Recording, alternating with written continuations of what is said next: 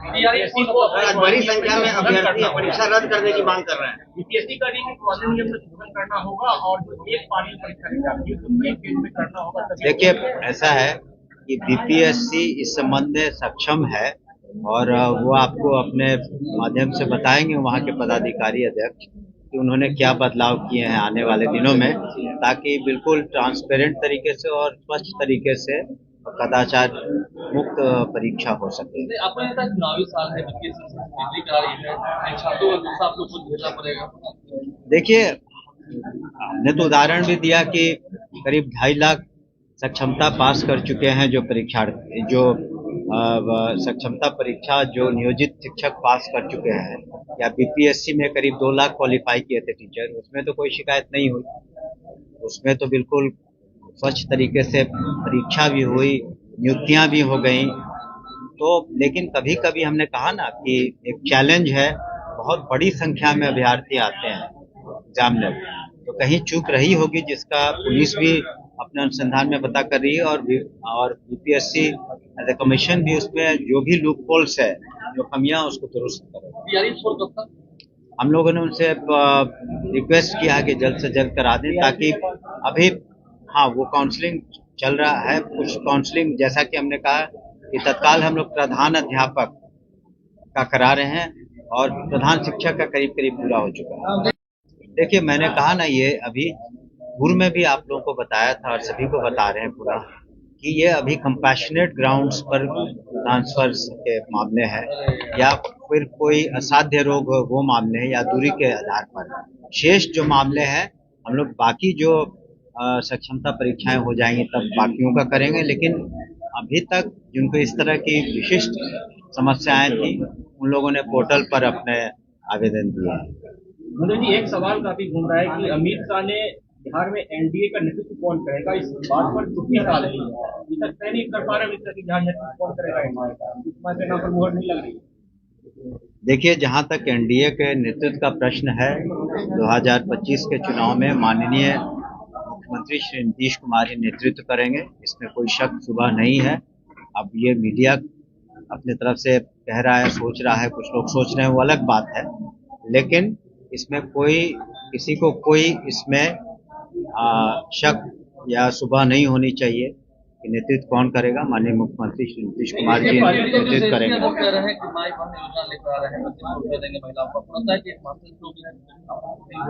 ये उनकी सोच है, लेकिन महिलाओं का सशक्तिकरण के बारे में जो माननीय मुख्यमंत्री जी ने कहा और किया, न सिर्फ कहा लेकिन उन सारे वादों को पूरा किया।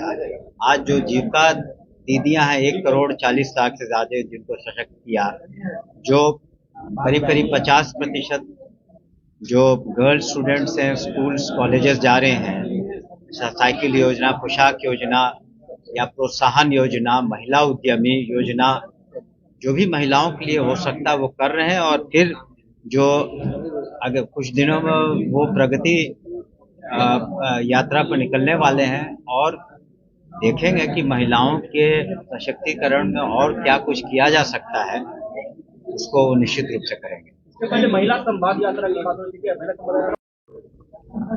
देखिए, एक तो समझिए कि आजकल के जो साइबर युग के एज में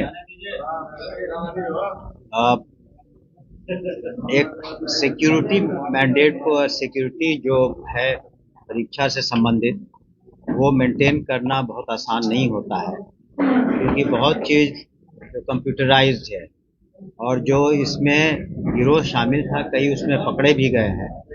और कोशिश रही है बीपीएससी की भी कि उनके जैसे अध्यक्ष ने भी हाल में प्रेस कॉन्फ्रेंस करके बताया कि अच्छे से परीक्षा हो, लेकिन कहीं कहीं कई बार उसमें कमी रह जाती है, जिस कारण से इस तरह की घटनाएं होती हैं। लेकिन निश्चित रूप से उसके बाद विधि सम्मत कार्रवाई, एफआईआर, और जो इसके लिए दोषी हैं उनका कार्रवाई होती है।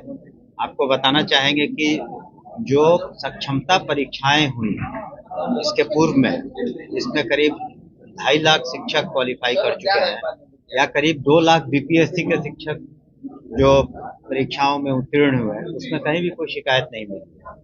लेकिन यदा कदा ऐसी बात हुई है तो निश्चित रूप से उसके लिए बीपीएससी जो उचित कदम उठाएगा और उठा भी रहा है ताकि भविष्य में इस तरह की पुनरावृत्ति नहीं हो। कह रहे हैं कि विश्वविद्यालय प्रशासन है उन पर अनियमितता का आरोप लगा है। देखिए हमने भी पढ़ा है, लेकिन उनसे अनुरोध होगा कि जो भी उन कमियां पाते हैं या जो भी शिकायतें उनके बारे में अलग से मुझसे मिल लें और हम लोग निश्चित रूप से उसको निराकरण करने की कोशिश करेंगे और फिर वाइस चांसलर से भी बात करके जो उनकी समस्याएं हैं उसको दूर करेंगे। अब तो आपने देखा होगा हाल में पटना यूनिवर्सिटी में भी कुछ समस्याएं थी, तो माननीय राज्यपाल महोदय ने भी इंटरवीन किया, हमने भी इंटरवीन किया और वो समस्या दूर हुई। तो निश्चित रूप से कुछ शिकायतें हैं, समस्याएं हैं, तो उसको हम लोग आने वाले समय में वही हमने कहा कि उसके बारे में जो कुछ भी पिटीशन इत्यादि हमको देंगे तो हम जांच करवा लेंगे, जो उचित कार्रवाई होगी वो हम करवा लेंगे। ट्रांसफर पोस्टिंग को लेकर भी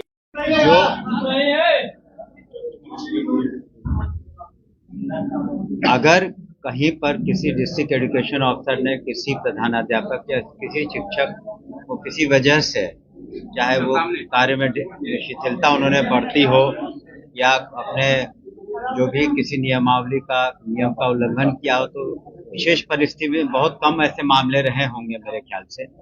लेकिन जहां तक प्रधानाध्यापक का और प्रधान शिक्षक का प्रश्न आपने पढ़ा होगा अखबारों के माध्यम से कि हम लोगों ने बीपीएससी के थ्रू परीक्षा कराई और प्रधान शिक्षकों का कमोबेश अभी उनका काउंसलिंग हो गया है।